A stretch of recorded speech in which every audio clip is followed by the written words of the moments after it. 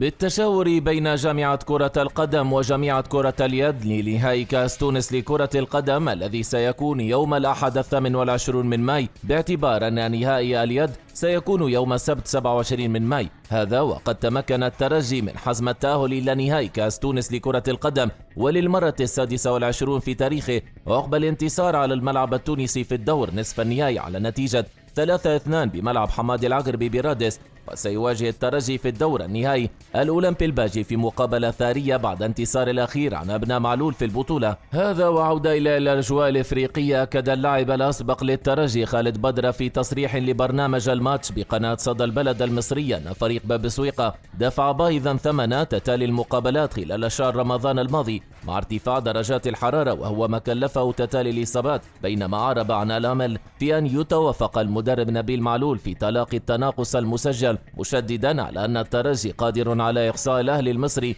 رغم صعوبة المهمة، ومستفيدا من دعم الجماهير والتي اعتبرها بذلك النمبر 1 في البطولة التونسية. هذا ومن جانب آخر علمنا أن ملف النجم الساحلي الذي سيتم إرساله إلى التاس كان جاهزا قبل صدور قرار الرابطة اليوم، وكان الإتوال يعلم علم اليقين أن الرابطة لن تحكم لفائدته، لذلك استبق الأحداث وعد الملف الذي تضمن كل المؤيدات. وستعتمد هيئة عثمان جنيح على ملف اعتداء معتز الدام على فهمي النيفر نائب الرئيس، الذي ترى أنه كفيلا بتمكينها من النقاط الثلاث لمقابلتها أمام الترجي، ويبقى ممكنا أن تصدر التاس قرارا بحل مكتب الرابطة في حال تأكيدها اعتبار حركة زدام اعتداء وليس محاولة اعتداء. ختاما أعلن عبد الكريم بوشوشة لاعب الترجي السابق والمقرب من حمد المدب في الماضي القريب أن هذا الأخير لن يغادر كما سبق وأعلن. جاء ذلك في الفيديو الذي تم نشره على صفحته على الفيسبوك،